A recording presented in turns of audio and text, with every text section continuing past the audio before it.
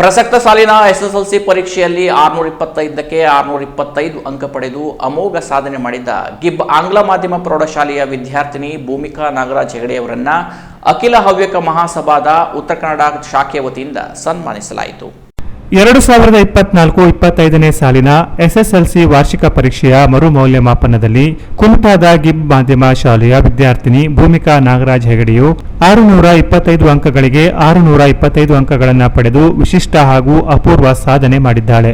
ಇವಳ ಸಾಧನೆಯನ್ನು ಪರಿಗಣಿಸಿ ಅಖಿಲ ಹವ್ಯಕ ಮಹಾಸಭಾ ಬೆಂಗಳೂರು ಉತ್ತರ ಕನ್ನಡ ಶಾಖೆಯ ವತಿಯಿಂದ ಅವರ ಮನೆಯಲ್ಲಿ ಸನ್ಮಾನಿಸಲಾಯಿತು.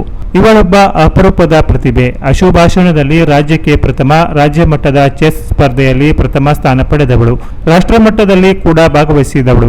ಕರ್ನಾಟಕ ರಾಜ್ಯ ಘನ ಸರ್ಕಾರದ ಮುಖ್ಯಮಂತ್ರಿಗಳಿಂದ ಸನ್ಮಾನ ಸ್ವೀಕರಿಸಿದ ಈ ಶುಭ ಸಂದರ್ಭದಲ್ಲಿ ಅವಳ ಭವಿಷ್ಯ ಉಜ್ವಲವಾಗಲಿ ಎಂದು ಶುಭ ಹಾರೈಸಲಾಯಿತು.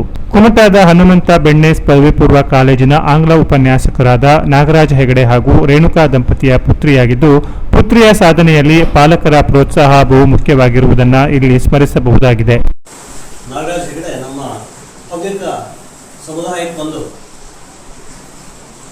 ಹೆಮ್ಮೆಯ ಶಕ್ತಿ ಅಂತ ಹೇಳ್ಬೋದು. ಯಾಕೆಂದ್ರೆ 625 ಅಂಕಗಳಿಗೆ 625 ಅಂಕಗಳನ್ನು ಪಡೆಯುವುದು ಅಂದ್ರೆ ಇದು ಸಣ್ಣ ಸಾಧನೆ ಅಲ್ಲ, ಮನದುಂಬಿ ಎಲ್ಲರೂ ಕೂಡ ಹಾರೈಸುವಂತಹ, ಯಾವುದೇ ಒಂದು ಸಮುದಾಯಕ್ಕೆ ಸೀಮಿತ ಅಂತ ನಾನು ಹೇಳ್ತಾ ಇಲ್ಲ ಇಲ್ಲಿ, ಇದು ಒಂದು ರಾಜ್ಯದ ಆಸ್ತಿ.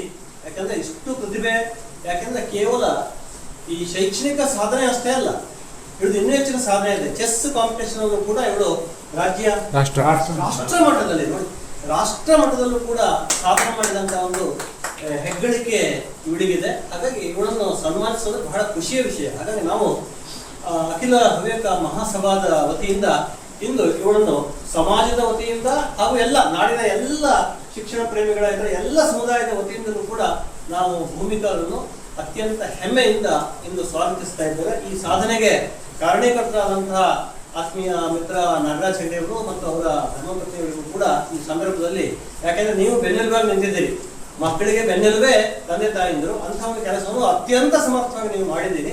ಈ ಸಂದರ್ಭದಲ್ಲಿ ಅಖಿಲ ಹವ್ಯಕ ಮಹಾಸಭೆಯ ನಿರ್ದೇಶಕರಾದ ಅರುಣ್ ಹೆಗಡೆ, ಸಂಚಾಲಕರಾದ ವಿಐ ಹೆಗಡೆ, ಮತ್ತೊಬ್ಬ ಸಂಚಾಲಕರು ಎಸ್ವಿ ಹೆಗಡೆ, ಮಹಾಸಭೆಯ ಸದಸ್ಯರಾದ ಜಯದೇವ ಬೆಳಗಂಡಿ, ಗಣೇಶ್ ಜೋಶಿ, ನ್ಯಾಯವಾದಿ ಸಂಜಯ್ ಪಂಡಿತ್ ಇತರರು ಉಪಸ್ಥಿತರಿದ್ದರು. Canara plus news, Kumta.